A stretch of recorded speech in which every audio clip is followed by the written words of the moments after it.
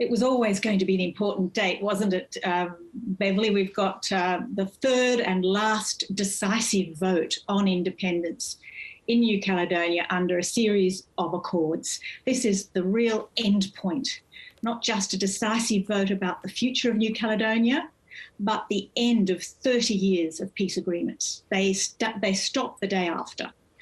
So everyone would think this would be a very important date and everyone would want to participate. The Indigenous independence parties, most of the independence side are Indigenous people, have called for non-participation by their supporters in the vote. They are concerned because up till September this year, there was absolutely there was very little touch of COVID. But from the early December, we had the Delta variant hit. And in a small population, over 275 deaths since then, most of them in the Kanak communities.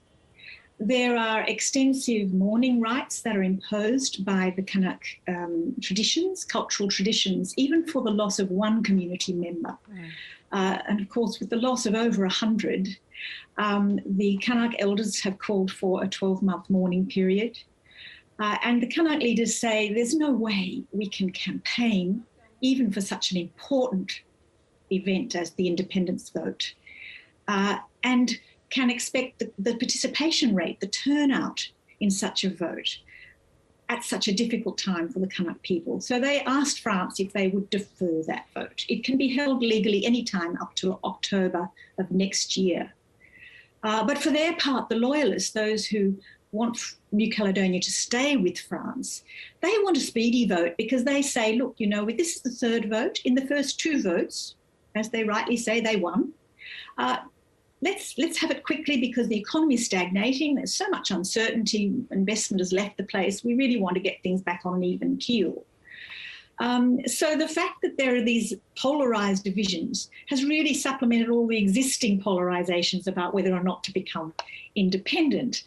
And the other consideration is that over the last two votes, the first two votes, even though the majority was to stay with France, the proportion voting for independence was unexpectedly high, even the first time round in 2018, 43.3%, largely Indigenous-based, and a turnout of 81%. Huge for France. That's a huge turnout.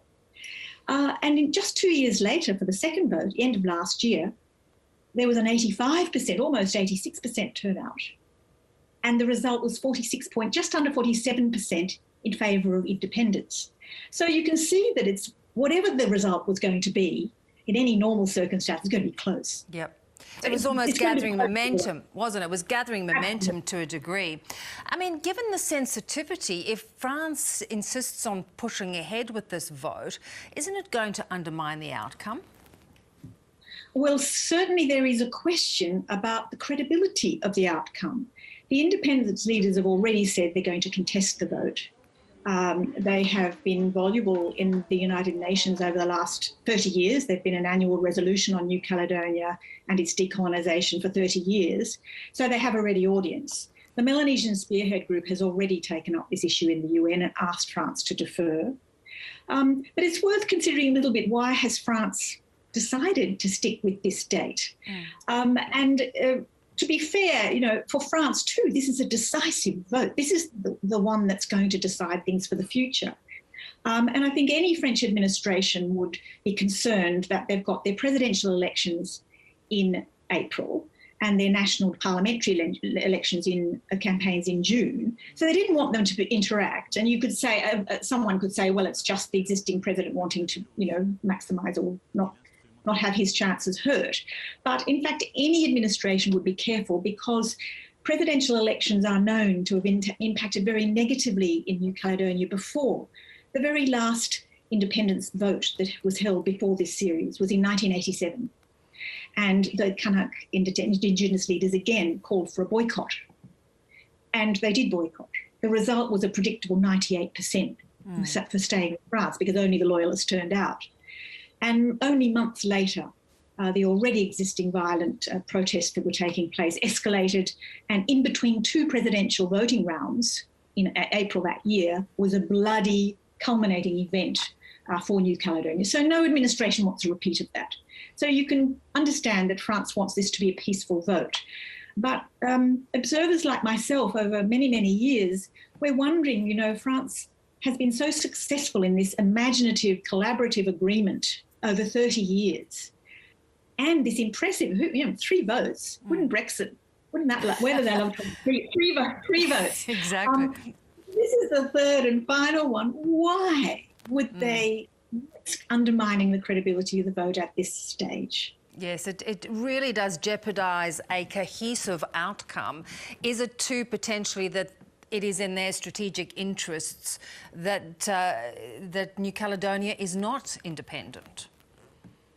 I think this is a tricky question. And again, to be fair, it has been a tricky one for France because they're obliged to organise these referendums, and they have done so impeccably at the last 2 occasions. Both the UN and the Pacific Island Forum sent observers. There was no problem with the outcome. They were impartial. It was, really determined to be seen as impartial, even though I think we all know that I think Paris would very much like to hang on to New Caledonia. But this time round, it has to be said that the whole of this year, France's handling of this one has been a bit different. It has been a little bit more nudging towards a vote to stay with France. And there are numerous examples, and France could equally say, well, this is the third and final vote. It's different. And we do need more security forces, for example, this last time round. And there are things like that. The paper they issued on whether to vote yes or no, they're obliged to do that under French law. This time it was pretty much, a loyalist campaign brochure. And in fact, the loyalists are using it as a campaign brochure. It is so pro staying with France. So this time there have been questions about that.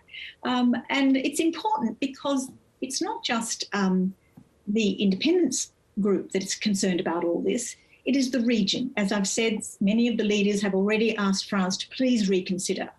Vanuatu's Prime Minister has told his parliament that he supports a deferral of the referendum, and an elders group in the Pacific, former Pacific leaders from across the Pacific, have written to Mr Macron asking him to reconsider.